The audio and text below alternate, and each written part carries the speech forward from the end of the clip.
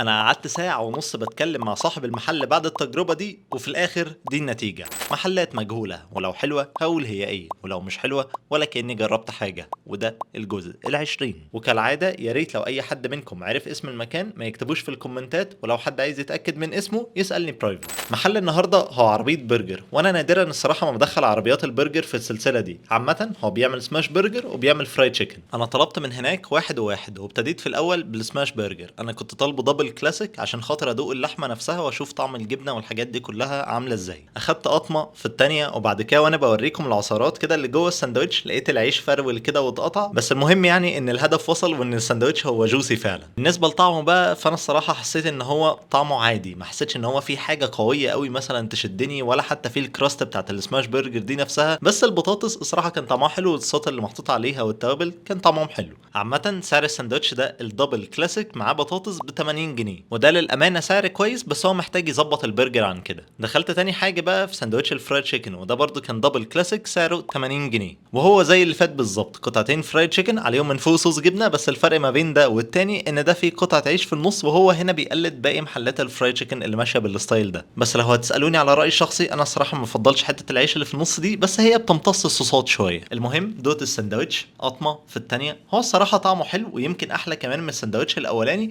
بس الفكره كلها ان هو كان مملح قوي. هم محتاجين بس في التتبيله اللي هم بيستخدموها ان هم يقللوا الملح شويه. وحتى البطاطس اللي بصوص الرانش اللي كانت جايه معاه، انا دقت البطاطس زي ما قلت لكم انها كان طعمها حلو، والتوابل اللي عليها كانت حلوه، وهكذا برضه صوص الرانش برضه الصراحه كان طعمه حلو. هيجي بقى كام واحد في الكومنتات يسالوني امال انت ليه قعدت ساعه ونص بتكلم صاحب المكان قبل ما تنزل الفيديو ده؟ هقول لكم عشان اللي حصل ده. انا الصراحه اول ما رحت كنت ناوي ان انا اطلب السماش برجر بس بعد كده قلت هم اصلا كلهم سندوتشين، فمطلب كمان الفرايد تشيكن. فزي ما قلت لكم طلبت واحد من ده وواحد من ده. السماش برجر وهم بيعملوه كانوا بيستخدموا طريقه غريبه كده شويه، ان هم اصلا عاملين السماش من قبل كده، يعني ما بيعملوش سماش على الجريل، ودي برضه ما بتخلوش ياخد اللسعه او ياخد الكراست بتاعته من بره اللي انا كنت بقول لكم انها ناقصاه. بس عادي يعني دي ممكن تتحل. الفكره كلها في اللحمه البلدي اللي هو بيستخدمها. انا ما بشككش في اللحمه اللي هو بيستخدمها، بس الفكره كلها في القطعيه هي اللي بتفرق في الطعم وبتفرق في العصارات بتاعه البرجر نفسه، ودي اللي انا شايف اللي هو محتاج يشتغل عليها ومحتاج يثبتها. بس المشكله الحقيقيه بقى ما كانتش في البرجر على قد ما هي في الحاجات المقليه.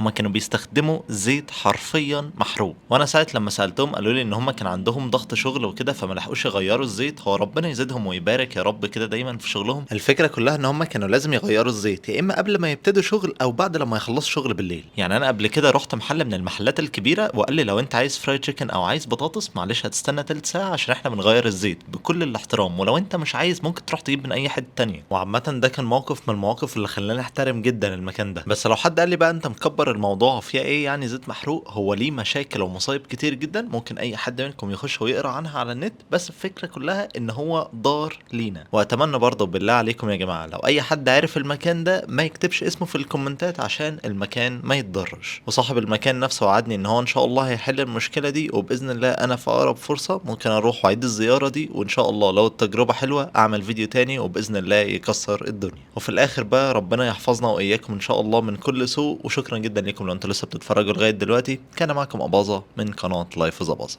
سلام.